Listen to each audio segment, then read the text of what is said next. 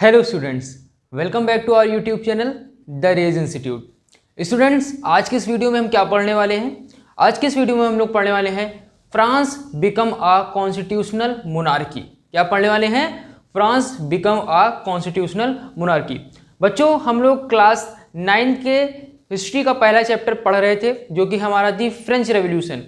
ठीक है, तो हम लोग फ्रेंच रेवोल्यूशन में प्रीवियस वीडियो में हम लोगों ने बहुत से टॉपिक्स को इस चैप्टर के कवर किया है। आई होप जो हम चैप्टर पढ़ते चले जा रहे हैं आप उसको अच्छे से समझ पा रहे होंगे और स्टोरी को पूरी बुक की कनेक्ट कर पा रहे होंगे। ठीक है, धीरे धीरे जैसे जैसे हम लोग स्टोरी बढ़ाते जा रहे हैं वैसे वैसे आप उसको कनेक्ट करते हुए चल रहे होंगे।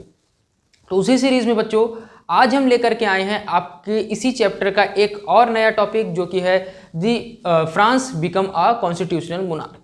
तो जल्दी से एक क्विक रिवीजन लेते हैं और उस क्विक रिवीजन के बाद हम अपने इस चैप्टर पर इस टॉपिक पर आते हैं। ठीक है, टॉपिक क्या था हमारा इससे प्रीवियस वीडियो का कि आउटब्रेक ऑफ रेवोल्यूशन। ठीक है, कि आउटब्रेक कैसे हुआ था आपके रेवोल्यूशन का। तो उसमें हम लोगों ने देखा था कि लुई 16 क्या बना, ट्रेजरी खाली थी। लुई 16 को क्या करना था? टैक्सेस इंक्रीज करने थे। टैक्सेस इंक्रीज करने के लिए उसने वर्सेल्स में क्या की थी? मीटिंग बुलाई हुई थी। उस मीटिंग में फर्स्ट स्टेट के स्टेट जनरल, सेकंड स्टेट के स्टेट जनरल और थर्ड स्टेट के स्टेट जनरल्स पहुंचे थे।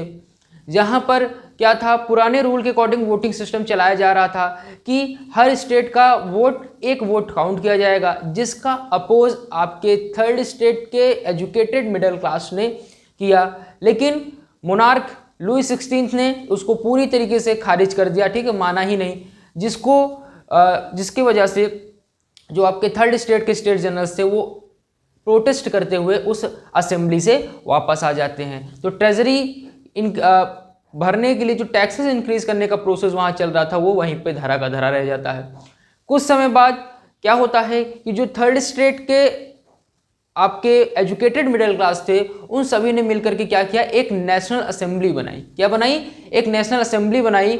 और उस नेशनल असेंबली का मेन एम क्या था कि वह एक ऐसा कॉन्स्टिट्यूशन बनाएंगे जो मोनार्क की एब्सोल्यूट पावर को क्या करेगा, कम करेगा और उसे क्या करेगा, लिमिट करेगा। ठीक है, पावर को लिमिट कर देगा, लिमिट लगा देगा पावर पे। तो ये प्रोसेस चल रहा था। ठीक, इसी प्रोसेस के बीच में ठीक है क्या था कि बैड हार्वेस्ट थी, ट्रेजरी खाली थी, और क्या हो रहा था, पर्टिकुलर जो भी उस समय की कमोडिटीज़ थी, गुड्स थे, वो उनके प्राइसेस इंक्रीज होते जा रहे थे, जिसकी वजह से वुमेन्स जो थी वो क्या आ गई, रोड पर आ गई। उन्होंने जो भी बेकर्स वगैरह थे उनको पीट पाट दिया था। ठीक है, आपके मोनार्क के जो गार्ड्स थे उनको पीट दिया था, जिसको रोकने के लिए मोनार्क लुई 16 ने पेरिस में ट्रूप्स को भेज दिया था। ठीक है, ट्रूप्स वहां गए, ट्रूप्स को सामने देख करके लोगों को क्या लगा कि ये हमें मारने आए हैं, तो अब इनसे बचना पड़ेगा। तो उन लोगों ने क्या किया, उनको पीटना पाटना शुरू कर दिया। ठीक है, बास्टाइल फोर्ट जो था पूरी की तरीके से उसको तहस नहस कर दिया गया। अब इसके बाद क्या हुआ, जब इस तरीके की सिचुएशन देखी गई, कंट्री साइड में भी यही सिचुएशन चल रही थी कि उस समय के जो वहाँ पे पीजेंट्स थे वहाँ पे एक र्यूमर फैला। उस र्यूमर की वजह से उन पीजेंट्स ने जो भी मैनॉर थे, ठीक है, उन मैनॉर्स को भी क्या करना शुरू कर दिया, पीटना शुरू कर दिया। अब जब हर तरफ से मोनार्क के जो भी कह सकते हो कि रिप्रेजेंटेटिव थे, मोनार्क के जो रिप्रेजेंटेटिव थे, जो जैसे कि फ्यूडल लॉर्ड्स वगैरह हैं, तो उन सबको जब मार पड़ने लगी तो मोनार्क लुई 16 का दिमाग खुल गया कि अरे अब मुझे भी मार पड़ने वाली है, तो इससे अच्छा है कि इनकी बात ही मान ली जाए। तो उसने क्या किया, उन्होंने कहा कि मैं आपके नेशनल असेंबली को एक्सेप्ट करता हूँ, आप जो कॉन्स्टिट्यूशन बनाओगे हम उसे भी एक्सेप्ट करते हैं। तो अब तो बात ये थी कि कॉन्स्टिट्यूशन बन चुका, कि यहाँ पे क्या हुआ कि यहाँ तक तो हम लोगों ने देखा था कि पर्टिकुलर आपका जो भी मोनार्क था उसने एक्सेप्ट किया कि अब वो क्या करेगा, एक कॉन्स्टिट्यूशनल मोनार्की बनेगा, कॉन्स्टिट्यूशन के बिहाफ पर रूल करेगा। ठीक, तो अब कॉन्स्टिट्यूशन के बिहाफ पर रूल कैसे, तो कॉन्स्टिट्यूशन कितने टाइम में बना, क्या क्या चीज़ें उसमें थी, आज की इस वीडियो में हम लोग वही पढ़ने वाले हैं। तो बच्चों, आई होप जो प्रीवियस वीडियो का मैंने थोड़ा सा रिकैप दिया था प्रीवियस टॉपिक का, वो आप थोड़ा सा स्टोरी कनेक्ट करने में आपके लिए हेल्पफुल होगा। ठीक, तो अब हम आज के टॉपिक की तरफ चलते हैं। आज का हमारा टॉपिक जो है France become a constitutional monarch, कि अब फ्रांस क्या है, आगे बढ़ चुका है किसमें, एक कॉन्स्टिट्यूशनल मोनार्क के लिए। क्या था, the national assembly completed the draft of the constitution in 1791। कि जो अब भाई कॉन्स्टिट्यूशन है, एक दिन का तो खेल होता नहीं है। ठीक, बहुत से पक्ष विपक्ष को ध्यान में रख करके, सही गलत को ध्यान में रख करके कॉन्स्टिट्यूशन बनाए जाते हैं। तो उसी तरीके से आपके जो नेशनल असेंबली के मेंबर्स थे, उन्होंने भी जो कॉन्स्टिट्यूशन बनाया, उस कॉन्स्टिट्यूशन में उनको लगा टाइम, और उस कॉन्स्टिट्यूशन वो जो बन के तैयार हुआ, कब बन के तैयार हुआ? 1791 में। ठीक है, लगभग 2 से 2.5 साल का समय लग गया। It main object was to limit the power of the monarch, और इस कॉन्स्टिट्यूशन का मेन ऑब्जेक्ट क्या था? To limit the power of the monarch, की पावर जो थी मोनार्की उसको लिमिट करना। ठीक है बच्चों, this power instead of being concentrated in the hand of one person were now separated, assigned to different institutions, the legislature, executive and judiciary. अब क्या था कि कॉन्स्टिट्यूशन आने से क्या हुआ था कि एक समय जो पावर क्या थी, किसी एक आदमी के हाथ पे कांस्टेंट थी। ठीक है, किसी एक आदमी के पास ही क्या थी? पावर थी। कॉन्स्टिट्यूशन आने के बाद वही पावर क्या हो गई थी? सेपरेट हो गई थी, और वो पावर सेपरेट होकर के 3 इंस्टीट्यूशंस में बढ़ गई थी। क्या था? एक लेजिस्लेचर था जो क्या करता था? लॉ बनाता था। एक एग्जीक्यूटिव था इंस्टीट्यूट जो क्या करता था? उस लॉ को एग्जीक्यूट करता था। और एक जुडिशली थी, वो जुडिशली क्या करती थी कि सब लोग जो भी राइट्स मिले हैं, जो भी लॉ है, उसका पालन कर रहे हैं कि नहीं कर रहे हैं, कोई उस लॉ को तोड़ तो नहीं रहा है, उसके लिए क्या सजा होगी, वो उसका काम जुडिशली देखती थी। तो ये क्या हुआ था कि मोनार्क ने क्या किया? कॉन्स्टिट्यूशन एक्सेप्ट किया।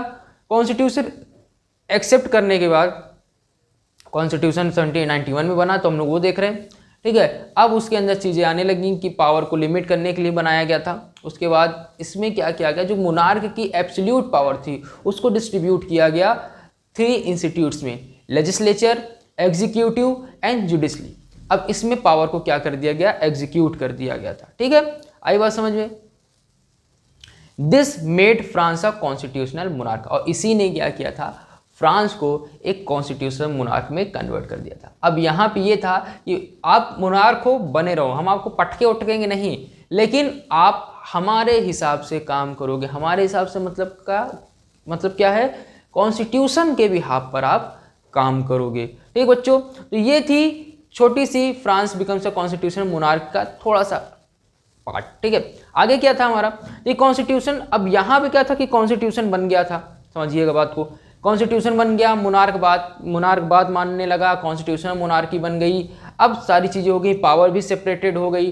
ठीक है, अब आगे क्या है? आगे है the constitution of 1719 vested the power of to make law in the National Assembly which were indirectly elected। अब क्या था कि 1791 में तो जितने भी थर्ड स्टेट के मेंबर्स थे, 600 मेंबर्स जो असेंबली में गए हुए थे, उन सब ने मिल करके क्या किया था? नेशनल असेंबली बना ली थी, और उसी नेशनल असेंबली के लोगों ने क्या किया था? कॉन्स्टिट्यूशन बना लिया था। लेकिन अब क्या हो रहा था? कॉन्स्टिट्यूशन बनने के बाद क्या हुआ था कि नेशनल असेंबली के जो भी मेंबर्स होंगे वो इलेक्टेड होंगे। ठीक है, नेशनल असेंबली के अब जो मेंबर होंगे, यानी कि आफ्टर कॉन्स्टिट्यूशन, यानी कॉन्स्टिट्यूशन बनने के बाद क्या हो गया था? अभी तो नेशनल असेंबली के जो भी मेंबर्स थे वो वही 600 मेंबर्स थे, जो middle class, educated middle class थी, जो रिप्रेजेंटेटिव बन के गई थी असेंबली में, वर्सेल्स में। ठीक, लेकिन उसके बाद क्या हुआ? कॉन्स्टिट्यूशन बनने के बाद क्या हुआ? एक नई चीज आई। ये नई चीज क्या आई कि अब नेशनल असेंबली के जो मेंबर होंगे वो इलेक्टेड मेंबर होंगे। ठीक है, तो वही बात बताई गई कि the constitution of the 1791 vested the power to make law in the national assembly which was indirectly elected. अब क्या होगा कि वो जो भी मेंबर्स होंगे वो इनडायरेक्टली इलेक्टेड होंगे। इनडायरेक्टली इलेक्टेड का मतलब क्या है कि होगा क्या कि जिन लोगों को वोटिंग राइट्स मिली है, ठीक है, अभी हम पढ़ेंगे कि किनको किनको वोटिंग राइट्स मिली, तो जिन लोगों को वोटिंग राइट्स मिली है वो अपने इलेक्टेड जो इलेक्टर्स होंगे, ठीक है, आप जैसे समझ सकते हो एग्जाम्पल के तौर पे, जैसे आप सभी को पता है कि आपके प्रेसिडेंट का, ठीक है, आपके जो प्रेसिडेंट का है जो इलेक्शन होता है वो इनडायरेक्टली वे में होता है। इनडायरेक्टली वे में कैसे कि हम क्या करते हैं, हमारे जो भी सांसद होते हैं, ठीक है, एमएलएज जो होते हैं, उनको हम क्या करते हैं, वोट करते हैं, फिर वही एमएलए जाकर के प्रेसिडेंट को वोट करते हैं। ठीक, तो ये इनडायरेक्टली वोटिंग हो गया, मतलब कि हम डायरेक्ट प्रेसिडेंट को नहीं चुन रहे हैं। ठीक है, प्रेसिडेंट को कौन चुन रहा है, हमारे द्वारा चुने गए लोग प्रेसिडेंट को चुन रहे हैं। ठीक, आई बात समझ में। क्या बताया मैंने कि जैसे प्रेसिडेंट का चुनाव होता है, तो प्रेसिडेंट के चुनाव में क्या होता है कि पर्टिकुलर हमारे ही रिप्रेजेंटेटिव प्रेसिडेंट को जाकर चुनते हैं। तो पहले हमने अपने रिप्रेजेंटेटिव को चुना और फिर हमारे रिप्रेजेंटेटिव किसको चुन रहे हैं, प्रेसिडेंट को चुन रहे हैं। तो यहाँ पे हम डायरेक्ट प्रेसिडेंट को तो नहीं चुन रहे थे, ये प्रोसेस था। तो वही प्रोसेस नेशनल असेंबली के लिए हो गया था कि पहले जिन लोगों को वोटिंग राइट्स मिली हुई थी वो क्या करते थे, इलेक्टर्स को चुनते थे, फिर वो इलेक्टर नेशनल असेंबली के जो भी मेंबर्स थे उनको चुनते थे। आई बात समझ में। तो ये चीज हो रही थी। तो विच वाज इनडायरेक्टली इलेक्टेड का मतलब क्या है कि इनडायरेक्टली उन्हें इलेक्ट किया जाता है, इलेक्टर्स के थ्रू वो मेंबर्स इलेक्ट होते थे। आई बात समझ में। अब क्या था, that is citizen voted for a group of इलेक्टर, ठीक है, और किसके थ्रू, जो इलेक्टर्स का ग्रुप होता था, ठीक है, जो इलेक्टेड रिप्रेजेंटेटिव होते थे उनका जो ग्रुप होता था वही क्या करते थे, आपके नेशनल असेंबली के मेंबर्स को चुनते थे। ठीक, who in turn who choose the assembly, not all citizens however had the right to vote. अब यहाँ भी क्या था कि कॉन्स्टिट्यूशन तो बन गया, कॉन्स्टिट्यूशन में क्या होना चाहिए, इक्वल राइट्स होने चाहिए, लेकिन यहाँ पर क्या था, अभी भी कुछ चीज़ें बची हुई थी। कुछ चीज़ें बची हुई मतलब कि यहाँ अभी भी सबको वोटिंग राइट्स नहीं मिले हुए थे। ठीक है, सबको यहाँ पे वोटिंग राइट्स नहीं मिले हुए थे। ओनली मेन, अब किनको किनको वोटिंग राइट्स मिले थे तो वो देखते हैं। तो only men about 25 years of age who paid taxes equal to at least 3 days of labor wages were given the status of active citizen। अब क्या था कि जो लोग 25 साल, ठीक है, जो लोग 25 साल के हैं, ठीक है, अभी जैसे हम लोग को 18 ईयर्स में क्या होते हैं, वोटिंग राइट्स मिल जाते हैं, लेकिन उस समय क्या था कि जो लोग 25 साल के हैं, यानी जो लोग 25 साल के हैं और साथ में जो टैक्स पे कर रहे हैं, कितना टैक्स, केवल 25 साल होना यहाँ पे कंपलसरी नहीं है, 25 साल के भी हों। दूसरी चीज क्या थी, टैक्स पे कर रहे हो, कितना टैक्स पे कर रहे हो, उतना टैक्स पे कर रहे हो जितना एक लेबर 3 दिन में कमाता है। ठीक है, क्या कंडीशन थी। और इस तरीके के जो भी लोग थे उनको एक्टिव सिटीजन का नाम दिया गया था, यानी उस समय जो वोटिंग प्रोसेस चल रहा था तो उसमें जो एक्टिव सिटीजन्स थे केवल उनको ही वोटिंग राइट्स थे, बाकी के जो बच रहे थे वो पैसिव सिटीजन्स हो जाते थे, उनको वोटिंग राइट्स नहीं थे। तो एक्टिव सिटीजन्स में आने की कैटेगरी में क्या रिक्वायरमेंट थी, पहली चीज तो आपका 25 साल का होना रिक्वायरमेंट था। दूसरी चीज, आप उतना टैक्स पे कर रहे हो जितना एक लेबर 3 दिन में कमाता है, तब जाकर के आप एक्टिव सिटीजन्स में आओगे, तब आपको कोई वोटिंग राइट मिलेगी। ठीक बच्चों, अब इसके बाद तो सर फिर पैसिव सिटीजन्स कौन होंगे, तो the remaining men and all women were classed and passive citizen, यानी कि अब जो भी बचे हुए गरीब लोग हैं जो टैक्स नहीं पे कर पा रहे हैं उसके मेन, तो उस कैटेगरी के मेन, और प्लस जो वुमेन्स थी चाहे वो किसी भी क्लास की हों, ठीक है, first state, second state, third state, वो जो वुमेन्स थी उनको वोटिंग राइट नहीं मिले था, और इन्हीं को हम लोग पैसिव सिटीजन्स के नाम से जानते हैं। यानी इक्वलिटी की बात तो हो रही थी लेकिन अभी भी पूरी तरीके से इक्वलिटी नहीं आई थी। यहाँ तक बच्चों बात समझ में आई होगी आपको। एक बार फिर से इसको देख लेते हैं। क्या था, नेशनल असेंबली बन गई। नेशनल असेंबली 1900 पीपल्स ने बनाई जो असेंबली में पार्टिसिपेट करने गए थे, लेकिन कॉन्स्टिट्यूशन बनने के बाद क्या हुआ कि जो आपके नेशनल असेंबली के जो 745 मेंबर्स इलेक्ट होंगे, ठीक है, नेशनल असेंबली में लगभग कितने लोग होते थे, 745 मेंबर्स होते थे। तो जो 745 मेंबर्स इलेक्ट होंगे उनको इलेक्ट करने का काम कैसे होगा, वोटिंग के थ्रू होगा। ठीक है, अब उनको इनडायरेक्टली वोट मिलता था, किसके थ्रू, यानी कि जो एक्टिव सिटीजन्स थे वो क्या करते थे, अपने अपने इलेक्टर्स को क्या करते थे, वोट करते थे। वो इलेक्टर्स जाकर के आपके नेशनल असेंबली के मेंबर्स को क्या करते थे, वोट करते थे। ठीक, अब उसके बाद हम लोग ने देखा कि कौन एक्टिव सिटीजन्स के अंदर आता है, कौन पैसिव सिटीजन्स के अंदर आता है। तो एक्टिव सिटीजन्स के अंदर वो लोग आएंगे जो 25 साल की एज के हों, प्लस वो इतना टैक्स पे कर रहे हों जितना एक लेबर 3 दिन में कमाता है। बाकी के बचे हुए जो भी मेंस हैं, यानी जो गरीब जनता है वो जो टैक्स बिल्कुल नहीं पे कर पाती है। दूसरा जो वुमेन्स हैं वो, इनको, और जो बच्चे हैं इनको बिल्कुल भी वोटिंग राइट्स नहीं थी। ठीक है बच्चों, यहाँ तक आई होप बात समझ में आपको आ गई होगी। तो to qualify as an elector and then as a member of the assembly a man had to belong to the highest bracket of tax payer. अब क्या था कि the to qualify as an elected and then as a member of the assembly. अब कह रहे थे कि वही इंसान क्वालिफाई कर पाता था इलेक्टर के वोट को, और वही इंसान बन पाता था नेशनल असेंबली का मेंबर जो क्या करता था, highest bracket of tax pair था। यानी कि जो इंसान ज्यादा से ज्यादा टैक्स देता था उससे वही इंसान क्या कर पाता था, यानी ज्यादा टैक्स पे कर, यानी ज्यादा पैसा है तो वो क्या करता था, इलेक्टर जो भी इलेक्टर के तौर पे खड़ा हुआ है तो वहां पर भी वो जीत जाता था। प्लस फिर जब नेशनल असेंबली में जाना होता था तो उसी टैक्स पेयरिंग के बेसिस पे, यानी पैसे के बेसिस पे वो क्या बन जाता था, नेशनल असेंबली का मेंबर बन जाता था। ठीक, तो वही बात यहाँ पे लिखी गई, to qualify as an elector and then as a member of assembly a man had to belong to the highest bracket of tax payer. यानी जो इंसान हाईएस्ट टैक्स पेयर था वही इलेक्टर और फिर बाद में वही मेंबर ऑफ नेशनल असेंबली बन जाता था। ठीक है, यहां पर भी मतलब समझ लीजिए पैसे का जोर चल रहा था। जैसे आज के समय में आप इलेक्शन के दौरान देख सकते हो कि जिसने ज़्यादा कैंपिंग करा दी, जिसने ज़्यादा जनता को पैसे वगैरह या कह सकते हो कि ये चीज़ दूंगा, ठीक है, प्रलोभन दे दिया जिसने, वही जीतता है। तो वही प्रोसेस उस समय भी नेशनल असेंबली में चल रहा था।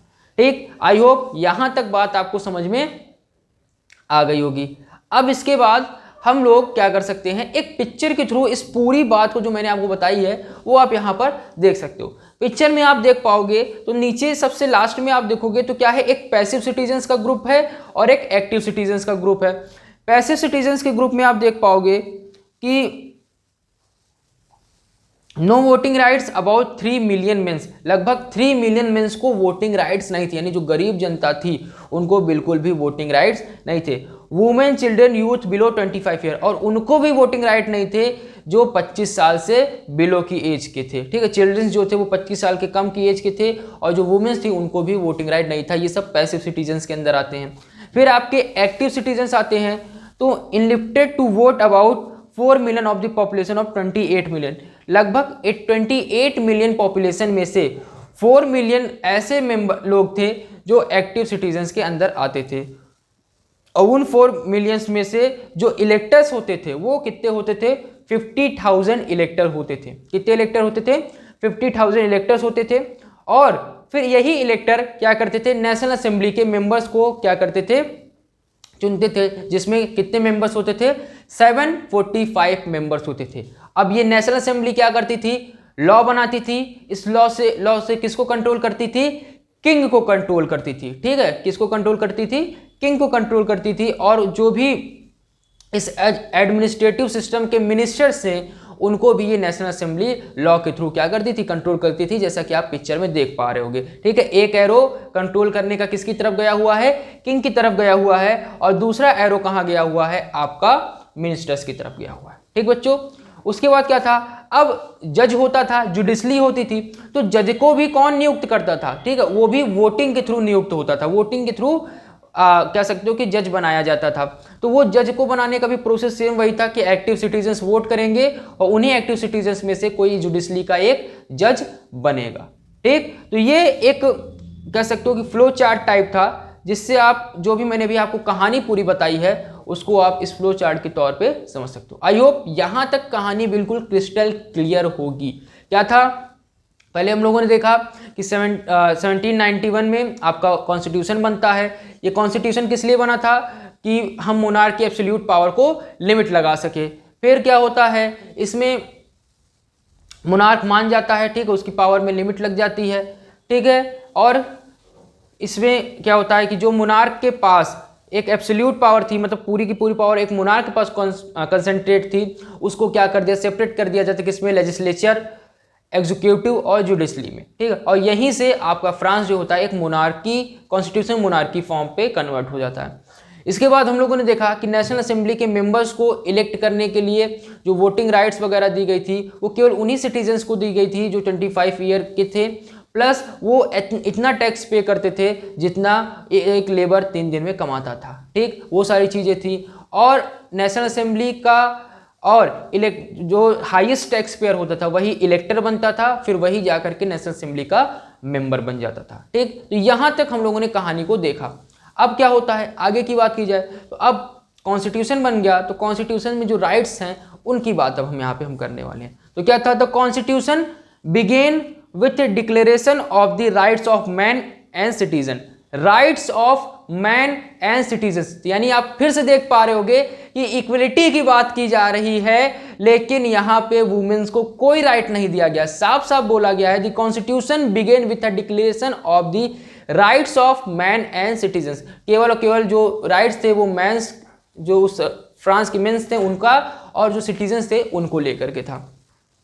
Rights as the right to life, ठीक है, अपनी जिंदगी जीने का राइट, ठीक है, फ्रीडम ऑफ स्पीच, खुली वक्तव्य का, ठीक है, कुछ भी हम बोल सके उसका राइट। जैसे हमें आज के समय में आप देखोगे तो हमको पूरी फ्रीडम है, हम प्रधानमंत्री पर भी मीम्स बना देते हैं, ठीक है, किसी को नहीं छोड़ते, प्रधानमंत्री पर भी मीम्स बना देते हैं, ठीक है, राहुल गांधी जी पर भी मीम्स बना देते हैं। तो ये क्या है? फ्रीडम है, ठीक है, कि हम कुछ भी बोल और कर सकते हैं, ठीक है। लेकिन फिलहाल ऐसा करना नहीं चाहिए क्योंकि वो हमारे प्रधानमंत्री जी हैं, हमारे प्राइम मिनिस्टर हैं, ठीक है, तो वो फिलहाल तो शोभा नहीं देता है, लेकिन लोग कर देते हैं, ठीक। अब हम लोग भी बड़ा मजा लेकर के उसको पढ़ते हैं, लेकिन क्या है, ऐसा करना नहीं चाहिए। तो ये क्या है, हमारी फ्रीडम को दर्शाता है कि हम भारत में इतने ज़्यादा हमें फ्रीडम मिली हुई है कि हम कुछ भी कर सकते हैं, ठीक है। तो वो वाली सारी चीज़ें, फ्रीडम ऑफ स्पीच की बात थी, फ्रीडम ऑफ ओपिनियन, ठीक है, आपको अपना ओपिनियन देने की भी पूरी तरीके से आज़ादी थी। इक्वलिटी बिफोर लॉ, ठीक है, सभी के लिए समान अधिकार, ठीक। अब यहाँ पे इक्वलिटी बिफोर लॉ की बात की जा रही, कानून के तौर पे इक्वलिटी, लेकिन यहाँ पर क्या है, वुमेन्स को कोई भी नहीं, लॉ कोई भी राइट नहीं दिए गए थे, तो यहाँ पे इक्वलिटी कहाँ आ गई?